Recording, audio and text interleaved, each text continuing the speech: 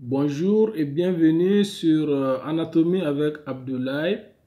Au cours de cette vidéo, nous allons vous expliquer comment traiter une question d'anatomie portant sur la description d'une articulation.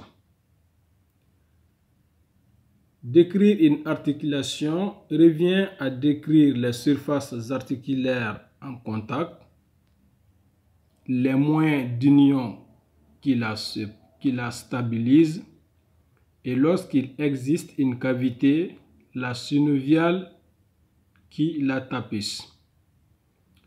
Connaître le plan type d'une question d'anatomie est très intéressant pour ne pas perdre de points. Ce genre de questions portant sur la description d'une articulation a comme plan type le suivant, c'est-à-dire le plan type d'une question portant sur la description d'une articulation comprend 5 chapitres. Le premier chapitre porte sur le type et la situation. Le deuxième chapitre doit traiter les surfaces articulaires en présence. Le troisième chapitre doit porter sur les moyens d'union. Le quatrième chapitre doit traiter la cavité articulaire et synoviale. Et enfin, le cinquième chapitre doit traiter les mouvements possibles au sein de cette articulation. Alors, voyons à présent les détails de chacun de ces chapitres. Le premier chapitre, c'est le type et la situation de l'articulation.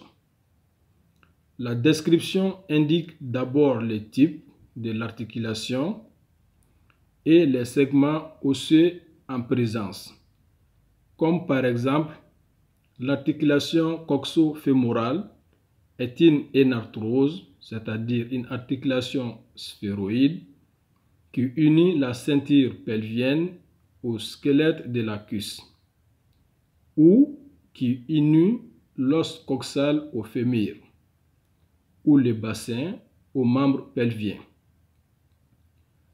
L'annonce du plan fait ensuite, elle présente à décrire des surfaces articulaires, des moyens d'union et une cavité synoviale. Après ce premier chapitre vient le second chapitre qui doit porter sur les surfaces articulaires. Dans ce chapitre, qu'est-ce qu'il faut mettre?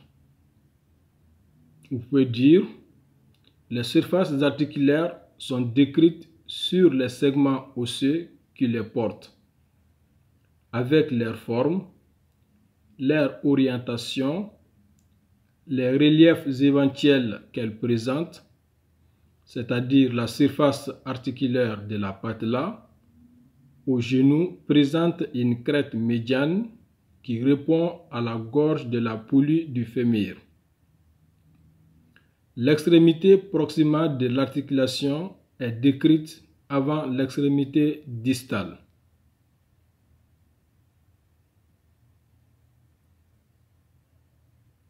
Si les surfaces articulaires sont complétées par des fibrocartilages, on l'indique avec leur description et leur rôle. Après vient le troisième chapitre qui porte sur les moyens d'union. Pour décrire les moyens d'union, on peut procéder de la façon suivante. On décrit en premier lieu la capsule de l'articulation en précisant ses points d'insertion sur les os et leur rapport avec la surface articulaire et son caractère plus ou moins résistant. Certaines parties de capsule particulièrement épaisses prennent le nom de coque. Les coques condyliennes à la partie dorsale de la capsule du genou. La description se poursuit par celle des ligaments articulaires, éventuellement disposés en plusieurs plans. Donner de la profondeur vers la superficie. On commencera par la face ventrale de l'articulation, puis les faces médiales et latérales, pour finir avec la face dorsale. Si des tendons renforcent ces moyens d'union, directement ou par des expansions, il faut le préciser et les décrire. Ensuite vient le 4e chapitre qui porte sur la description de la cavité articulaire et synoviale. La synoviale tapisse toute la cavité articulaire en dehors des surfaces cartilagineuses. Il s'ensuit que si l'insertion de la capsule se fait à distance de celle-ci, la synoviale formera divers cul-de-sac ou replis ou bourses à décrire. Si un tendon ou un ligament traverse la cavité articulaire, il sera également recouvert de synovial. Le tendon de la longue portion du biceps à l'épaule est intra-articulaire et extra-synovial.